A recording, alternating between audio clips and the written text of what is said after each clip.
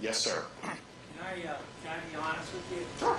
Okay, so I think a lot of us voted for Trump, and I have a couple questions. For one, why haven't you gone directly after him? Polls are down. He's, up the. What do you mean by going directly after? I mean, you're in my viewpoint, you're going pretty soft on it.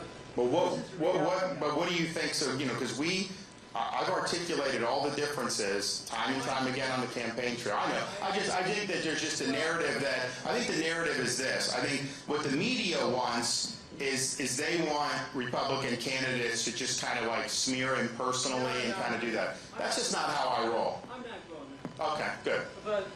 But look at the last vote. Trump and Biden, basically, they were equal, right?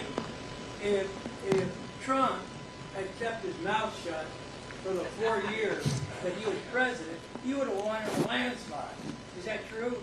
Look, Let me finish. he's been his own worst enemy. There's no question about that. And when you call somebody a lady, Cardi Figurina, what, horse face, right? And you call John McCain not a hero, right?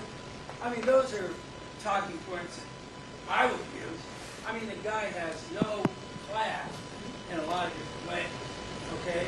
And so he lost, no matter if there was corruption in voting or not. The man lost because of how he lost the women's vote. How many military did he lose by making that comment about John McCain? Look, I mean, I think it's in Florida. I can tell you, Donald Trump underperformed in the Florida Panhandle, which is a very military-heavy area, and I think he did lose support from veterans and from active duty. We should be running up the score with veterans and active duty against a woke Democratic Party. So I've actually made observations and have said. I don't think Donald Trump ultimately can win an election. I know Fox News is going to say, oh, he's winning this poll, he's winning this poll. These polls are garbage. A year before Ronald Reagan ran against Jimmy Carter, they were putting out polls saying Carter was winning by 24 points. Okay, Ronald Reagan won a huge landslide the following year.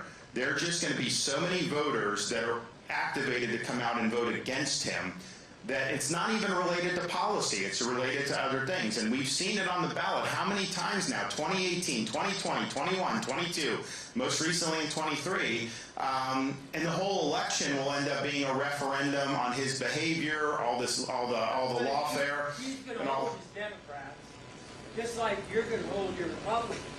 He's going to hold that base. Well, what I'm saying is Iowans have an opportunity to say, okay, what's the best way to turn the country around? Obviously, you need to win the election, right? I mean, to have Biden again, and I'm not even convinced it's going to be Biden. One of the reasons I debated Newsom is because I think they may want to put Newsom in. Maybe not after that debate, they may not want to put him in, but who knows? So I think that they're going to do whatever they need to do, but I think that it's interesting.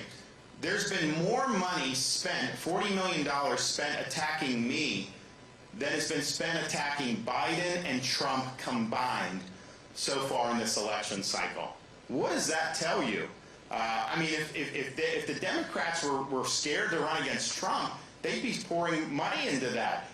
People view me as the threat. That's why they're doing all these. And I think these are dumb commercials. I don't think that people believe it, but they're putting all this stuff out there to do that. So I'm the guy that's going to be able to beat the Democrats, yes, at the ballot box like we did in Florida. And I would point out, I mean, when I was running for re-election, I mean, the media would put out polls saying somehow the race was tied, or that I was up 1 or 2, even some that were down, and we won by 20 points.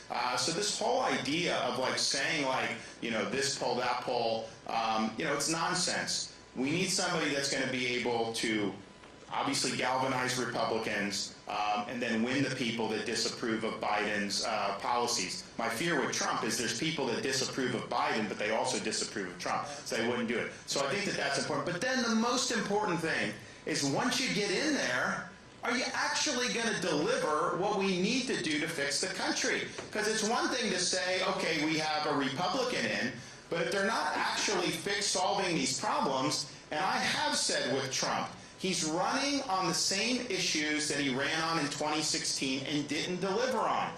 Border wall with Mexico paying for it, deporting illegal aliens, draining the swamp, holding people, politicians accountable, like he said Hillary. All these things were promised there. Now, he's even doing things like saying he wants to have the federal government fund 15 new cities. How much is that going to cost? You know, the media doesn't talk about it, but that's not going to work as a policy. Then he came out this weekend and said he wants a $1 billion plus new headquarters in D.C. for the FBI. We got to get these agencies out of D.C. It's a swamp. Why would you want to build a massive building there for them?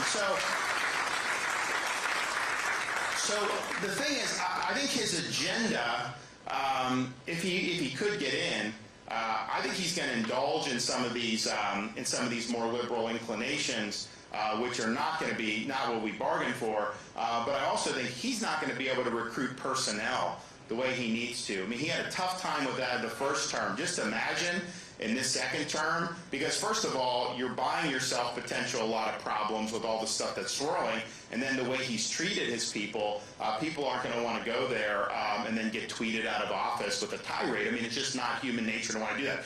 So I'll be able to attract, really strong people, and that's the thing. You got to have humility. You're the leader. You set the agenda. You make the decisions. But if you don't have a cadre of people surrounding you that are going to be able to bring that to fruition and implement that against a lot of opposition in the bureaucracy and in official Washington, none of it's going to work. And so we're going to be able to do it. And it's not just going to be recycling people from Washington, D.C. We're going to be asking for people all throughout the country. Pick up your family.